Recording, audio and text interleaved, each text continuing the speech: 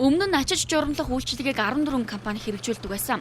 Тэд хэд ашигын төлөө ажилладаг байсан, мөн тус ажлыг хэрэгжүүлэх явцад нэлээдгүй зөрчил гаргасан гэж шударгуулсалдаг хэрэглэгчийн төлөө газар үзэн шүүхэд өгсөн байдаг. Тэгвэл энэ ажлыг эхнээс нь цэгцлэхээр олжээ.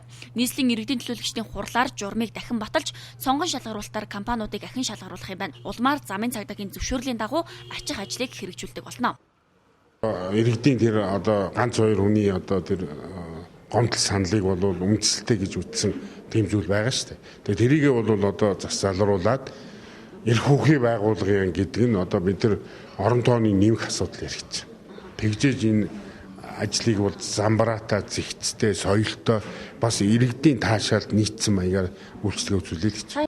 Өмнө нь ачиж журамлах үйлчилгээний хүйс 50-аас 70 мянга байсан бол одоо 80-аас 120 мянган төгрөг болохоор хэлэлцэж байна. За мөн нийслэлд байдаг 163 гудамжны 73-т энэхүү журам үйлчилдэг болох юм байна. За өнөөдөр нийслэлийн иргэдийн төлөөлөгчдийн хурлаар төлбөрийн хувь хэмжээг хэлэлцэх үед Монгол Ардын намын бүлэг 80-аас 120 мянга гэсэн төлбөрийг тооцоо судалгаагүй гэж дүгнэн завсарлага авсан юм а.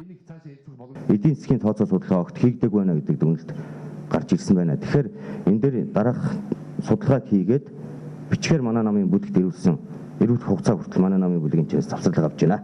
Сая тэр шудраг өрсөлдөөний газраас тооцоогүй гэсэн судалгаа хийцдэг гарсан байна. Тийм учраас энэ иргэдийн хурлын тооцоог наривчилж өг гэж төрийн захиргааны төв байгууллагыг гишүүнц болгоод та нар завсарлага авчих юм бол үндсэн хуулийн тэр иргэдийн төлөөлөгчдийн бүрийн эрхэнд халдсан зүйл болно.